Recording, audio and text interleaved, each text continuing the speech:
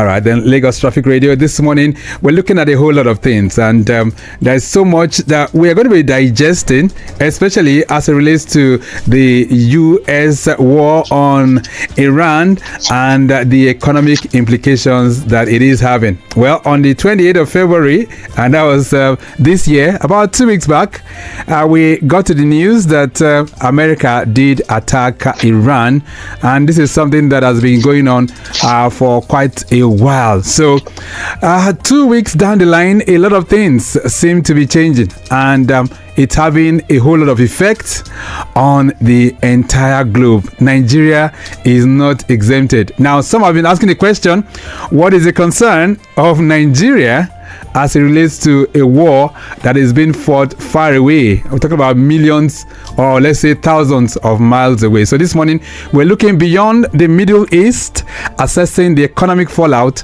of U.S.-Iran war on Nigeria. And joining me on the phone line, Dr. Muda Yusuf, an economist of repute, former Director General, Lagos Chamber of Commerce and Industry.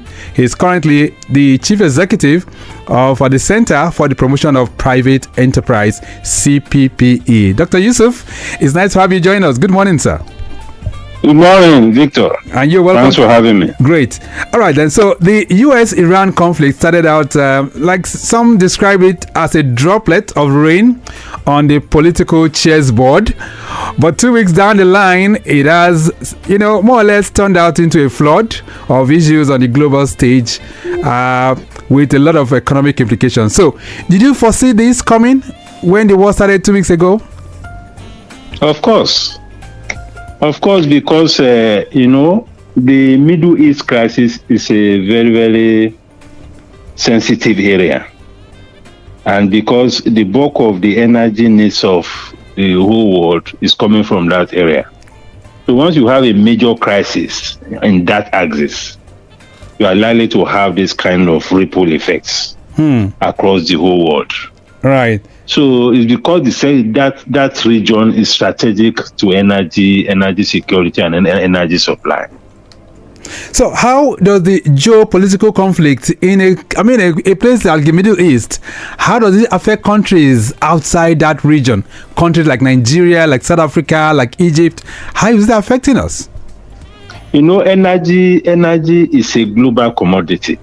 They are talking about fuel, you're talking of crude oil, you are talking of gas, whatever it is, apart from electricity. All of that, even electricity, you need gas. In many cases, to also power electricity. So energy is a global commodity. And once there is a major disruption in energy supply globally, it has a way of being transmitted to other parts of the world. And it affects costs in many ways. It affects cost of transportation, it affects cost of production, it affects cost of power generation, it affects cost of jet fuel. All sorts of issues are affected, because energy is at the heart of most economic activities. And once the price goes up, you have this kind of challenge. Okay, so I'm going to be seeking your expertise now, because a lot have been happening through the week. The economic impact of this war is now taking its toll on, African countries. The feeds that we're getting, countries like South Africa, Egypt, Nigeria, they've all seen about 10% rise in pump price of petrol. Now, for the average man on the street, Dr. Yusuf, they are wondering, how come a war that is being fought thousands of miles away is affecting the price of petrol? Some are saying we produce crude oil. So how come price of petrol is now jacked up, let's say 10-15%? I need you to break it down for our listeners. The point is that although we produce crude oil, and thank God we also have the Dangote refinery, but the crude oil that Dangote is getting locally is just about 30% of the total crude supply that Dangote uses. So he still imports about 70% of the crude. And that 70% is heavily impacted by the current crisis in terms of the costs. Crude oil now is over $100 per barrel. It used to be around 65, 70. Now it is $100 per barrel. All right. So for anybody who's in production, once your costs go up, your price will go up. And even the one he's getting locally is being sold to Dangote refinery at the global price. Even though he's paying in Naira, but you have to pay the Naira equivalent of the global price. So there is no price advantage, really. So it is because crude is a global commodity. There's a crisis in the supply. The price has gone up. So anybody that is using that as raw material or intermediate products will have to pay a higher price. All right.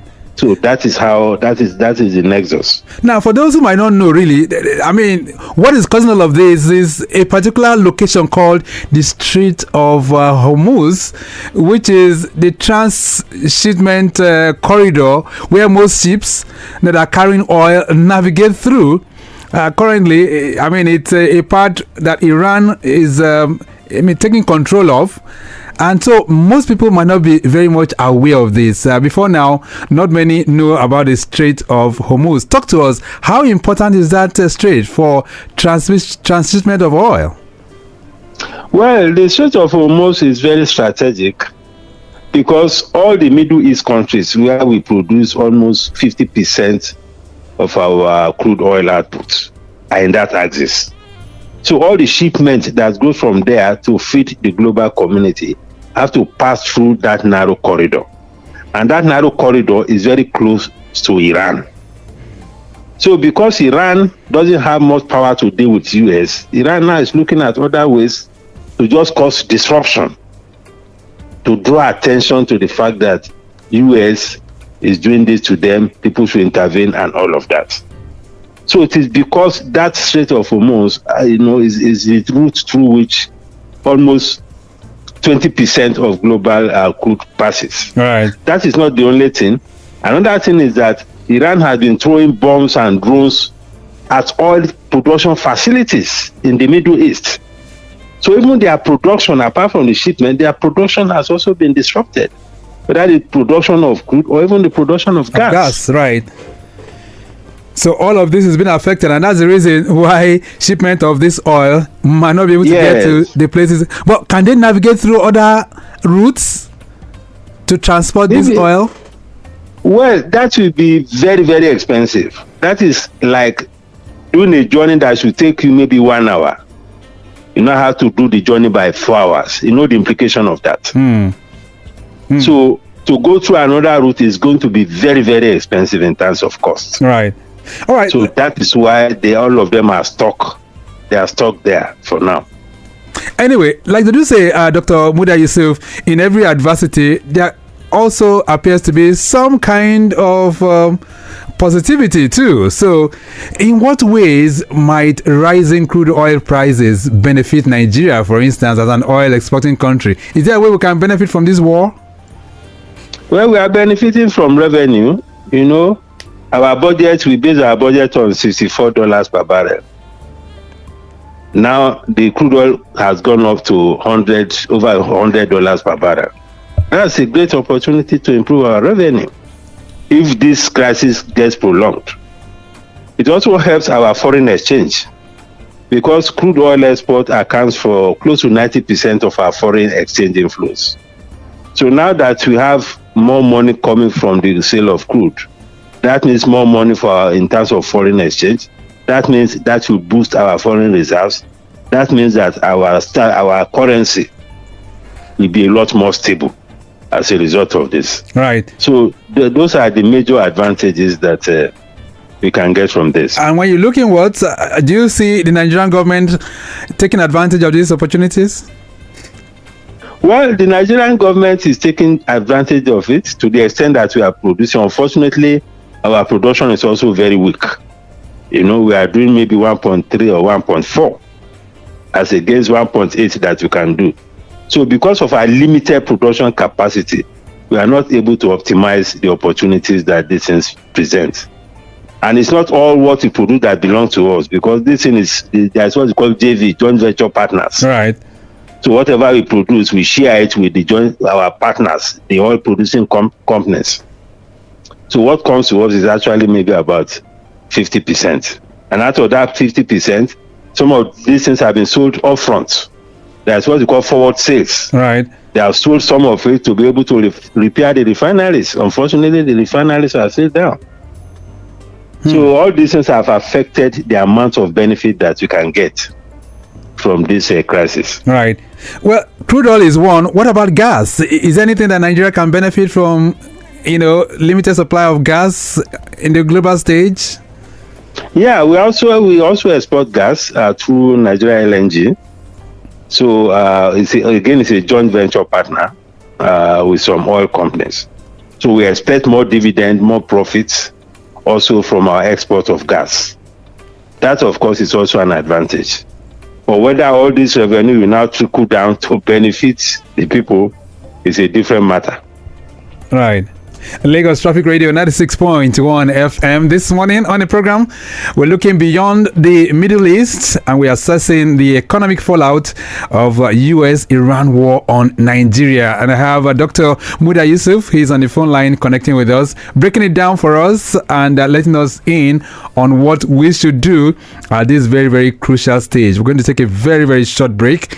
When we return, we hear from you, but he will also be letting us know, even though there are lots of benefits, could there be more problems as well for us considering the fluctuating oil market? These are many more we'll be reflecting on after this break. From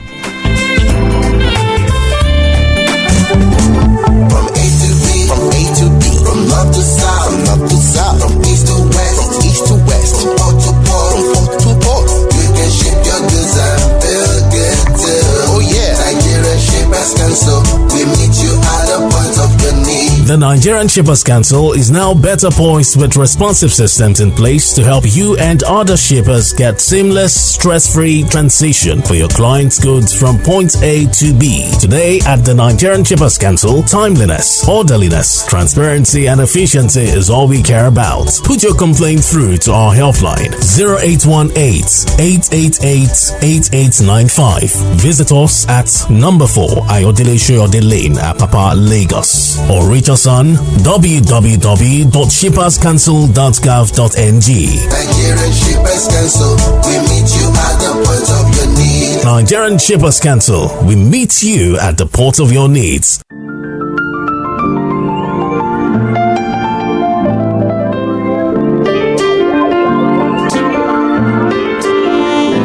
Lagos Traffic Radio 96.1 FM. Maritime Today is the program, and we're still looking at the economic fallout of the US-Iran war on Nigeria.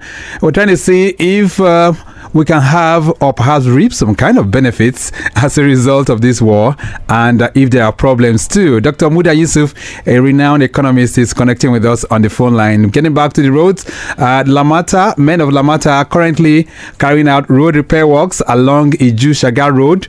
Counterflow very much in progress from Fagba Junction down to Olusokedile, right? A high volume of traffic is being experienced there. Lagos-Abeokuta Expressway, things are still looking very, very good from Dokpemu.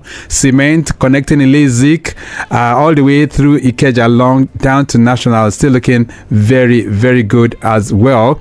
Another one from the Lekki Peninsula. I understand movement in and out of that corridor is still very, very good to go at the moment. No major worries. All right, then. So let's get back to the conversation, Dr. Yusuf. Even though you've spoken about the opportunities which Nigeria might be reaping as a result of this conflict, do you foresee problems in the long run? Of course, there are problems. Already, Nigerians are already feeling the heat. Seriously, our costs are going up. Okay, just a second. Just hold on 1 second, Dr. Yusuf. I have a call on the line. Hello there. Good morning. Yeah, good morning. All right. What's your name? Hello. What's your name? B. Okay, B from Ogba. Go ahead. Yes, please. Yes, go ahead. So this ongoing war. Yes. My concern is about food inflation. Okay. So if let's say the country finally had to, import grain, is it going to lead to food inflation? Okay. Will this war lead to inflation? Yes, in Nigeria. Okay. All right. Thank you so much for your contribution. All right, Dr. Yusuf, B is concerned that with the way the war is going, will it lead to inflation, food inflation, for instance? Of course, it's already leading to inflation already. Some prices are already going up. Cost of transportation is going up now. Production cost is also going up. Any factory, any business now that uses diesel or uses petrol knows that the cost of production or cost of operation has gone up. Then the maritime sector, cost of shipment has gone up. Right. Because marine insurance has increased significantly. Some ships are not even moving anymore. If you talk to those who are in the maritime sector now, they're also groaning. And all of this, it translates to increase in cost of goods and services. All right, let's see if we can take some more. Then the cost of fertilizer too. Fertilizer has been affected as well. Fertilizer is related to oil and gas in a way. All right, let's see if we can take some more reactions. 08099120777. Hello there, good morning. All right, we lost that one. All right, 08099120777, and you can also try 09153877127. Those are the numbers. This one says, "Good morning, Dr. Yusuf. Nigeria imports a lot of refined petroleum products. Should instability in the Middle East affect our ability to import fuel?" Sheung Ibrahim is asking that question, and I think you dealt with that earlier on as well, Dr. Yusuf, but maybe you just need to respond to Sheung Ibrahim. No, it's I mean, that's what you just said. There's a serious shortage of supply of petroleum products globally in Nigeria and elsewhere. Many countries are now releasing their strategic reserves, so there's a major crisis of supply. And do we have strategic reserves in Nigeria? I mean, like how many days, if there's going to be any major crisis, how many days of reserves do we have in Nigeria? Well, I don't have information, but I know we have some reserves. NNPC used to tell us that we have reserves, but I don't have specific figures as to how much we have. But the advantage we have is that we have a major refinery that is producing. Right. Even though the cost is high, but you don't have problem of supply. You have problem of cost. So our own situation is even much better than what you have in many other countries. Another question here says, "Good morning, studio. Please, Dr. Yusuf, with the tension between the US, Israel, and Iran, how exposed is Nigeria's economy really, especially since we depend so much on crude oil exports?" Hamzat is sending that one in. Thank you so much, Hamzat. No, well, we discussed that already. It's an opportunity for us from the point of view of the exports, because we are going to get more money because the price of crude has gone up. The price of gas has gone up. We get more money. But the only flip side is that we are going to deal with the problem of inflation, because cost of transportation is going up, cost of generating power is going up, maritime cost, shipment is going up. So all of these things is going to affect us negatively. Right. So there is a positive side to it. There's also a negative side to it. And I mean, if you are to advise government, really, do you think there should be some buffers? Is there a way government can come in to say, let's bring in let's bring in things that can mitigate the shocks of inflation, mitigate some of these things, or perhaps how do you think the government can handle this? Well, the way the government can handle this is to, first of all, we need to see more investment in mass transit, so that not everybody will be going through these commercial vehicles. If you have something like what we have in Lagos, like the BRT buses, you can give a discount so that more people can be going through that, and you can replicate that all over the country. That would be good. In Kaduna State, for instance, I learned that they also have such mass transit buses that even give free rides to people. So that is one way to ease the body. Another way that the government can do is to also help those who are in the production of this fuel. Right. Either producing it or whatever it is. The government can give them waivers in terms of the fees, in terms of levies, in terms of the amounts at which they sell the crude to the refineries. That can also help to cushion the effect. So basically, I think those are the things that the government can do. All right, then 08099120777. This one says, hello everyone in the studios. I am Toba from Surulere. Sir, if this conflict escalates into a bigger war, do you think Nigeria might benefit from higher oil prices, or will the disadvantages outweigh the gains? All right, Toba, Dr. Yusuf already spoken about that. Now the crude oil is sold about $100 per barrel, so Nigeria should be benefiting from that. Another one here says, sir, how might this US-Iran conflict affect the value of the Naira and Nigeria's foreign exchange situation? This is coming from Shedrack rather. All right, thank you so much, Shedrack. So doctor, how will this affect our currency? Well, there are two possibilities. The first possibility is that because we are earning more in terms of foreign exchange as a result of the high crude oil price, our currency is likely to remain strong and even possibly appreciate. But again, another risk that we face is that the currency is also dependent on portfolio investors. Because of this global crisis, if the portfolio investors begin to pull out from the country, that may put some pressure on our foreign exchange. So those are the two scenarios. But on balance, I think because we are an oil exporting countries, right, it is likely to help our currency. It's likely to be more positive than negative. All right. So do you foresee this war lasting for long?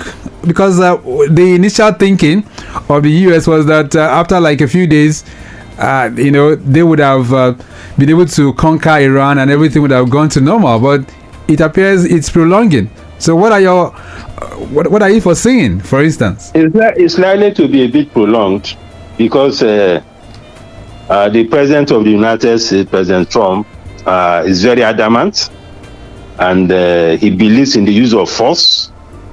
And if you have that kind, and it doesn't seem to be willing to sit down to negotiate. So if that scenario continues, then this may continue to last for some time, and we may see more destruction, especially coming from Iran, because Iran is ready to pull everything down, in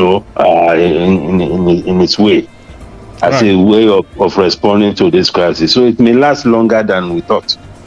Right. All right, so for the average Nigerian, what's the message? Even as we round up the program this morning, what should we be doing, and how can we also mitigate the effect of these rising prices of commodities and even the oil? For the average Nigerian, we have to focus on energy efficiency. We have to reduce our movement around that consumes fuel.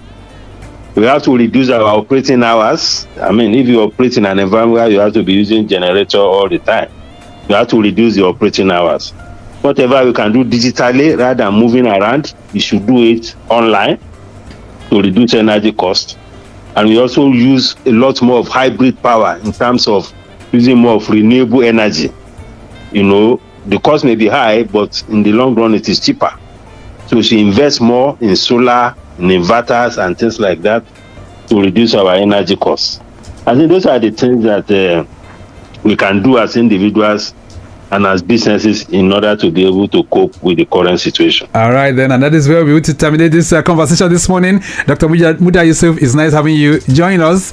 We've been able to sip from your pool of wealth, and I can tell you it has really, really gone a long way. Thank you so much for connecting with us this morning on the program. Thank you, Victor. Thank you. All right, then, so we've looked at beyond the Middle East, assessing the economic fallout of US-Iran war on Nigeria, and taking us to the classroom this morning has been Dr. Muda Yusuf, an economist of repute, former DG LCCI, and of course he is the CEO, Center for the Promotion of Private Enterprise, CPPE. We have to go. The program has been produced by Mike James. I say a big thank you to Dio Anthony. Also, Abigail Ojeni in the building. Remy Alukos of our social media unit. Our executive producer is Taya Akonle. Let me appreciate Rebecca Damu, who is the Assistant Director of Public Relations for the Nigerian Shippers Council, who is working tirelessly behind the scene for this program to come on stream. You can connect with the Shippers Council on all their platforms at NG NG Shippers at NG Shippers. My name is Victor Oteri. Have a splendid Saturday. Bye. Nigerian Shippers Council day to serve you well. No matter the problem, we go solve them for you.